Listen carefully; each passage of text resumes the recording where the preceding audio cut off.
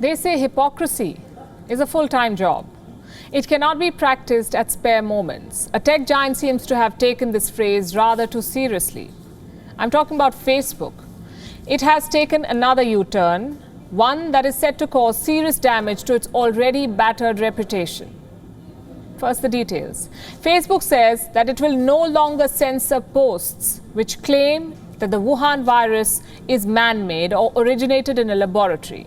In other words, Facebook has overturned its policy, the same policy which it used last year to censor WION and limit your access to our stories. I'll get there in a bit. First, let me tell you what Facebook says in its latest statement. In light of ongoing investigations into the origin of COVID-19 and in consultation with public health experts, we will no longer remove the claim that COVID-19 is man-made or manufactured from our apps. Now, this move comes right after US President Joe Biden's decision to investigate competing theories on how the virus emerged. US intelligence agencies have been asked to find out what the origin of the virus was. Was it a wet market in Wuhan or a laboratory in the same city? Now, Biden's decision is a step in the right direction, but Facebook's actions just expose its biases.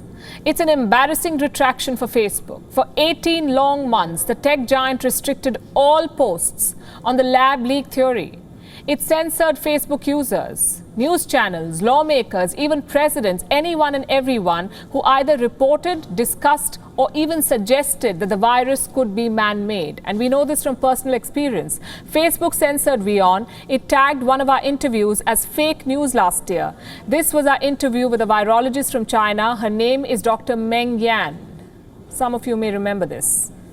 Chinese Communist Party are scared of the fact, and also their friends, they're scared of the fact are revealed that at that time they will be blamed. What I can tell you is you can go to search my paper. They said I'm just a hamster keeper. I'm someone who know nothing. But I have the co-first author paper in Nature, which is a good paper recommended by excellent by the scientists for the animal model and the transmissional model in COVID-19. And I have a very high citation Lancet infectious disease paper in COVID-19. I also have my patent for the universal influenza vaccine on pending. All this together show if Hong Kong you deny my work, that's hilarious, and I have evidence that I was secretly signed for this investigation.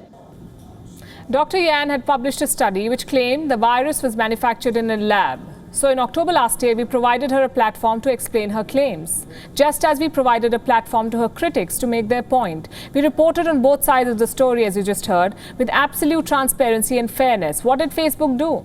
It chose to censor us, brand our channel as a source of fake news and our information as a false claim. It penalized us without properly looking at our coverage. We raised the issue, wrote to Facebook's fact-checking agency, asked it to justify the flagging. Do you know what they did? They rated our interview as partly false. So I have questions to ask tonight that could be partly tough to answer. Will Facebook take responsibility for its actions? Will there be any accountability for censoring WION? Will there be an apology for the reputational damage caused? Any action against Facebook officials for their biased judgment? We don't expect any of this. As it is, Facebook has constantly shown us that it is not a fan of neutrality. And this may not be the best of examples, but 1 year back, Donald Trump, the President of the United States, and several other Republicans had raised similar concerns about the virus leaking from a lab. All such notions were slapped with a conspiracy theory tag, and they were immediately removed. A new president is in power. He orders an inquiry into competing theories, not just the lab theory, and all of a sudden, everything is kosher. Look at the glaring hypocrisy here. They have one rule for one political view and another for a second. One rule for one news network, another for a second. Why this institutional bias? But then again, why not? If Facebook can get away with stealing someone else's idea for their platform, with leaking the personal data of its users, with ignoring hate speech and provocative content, that it can certainly get away with being biased and being a hypocrite.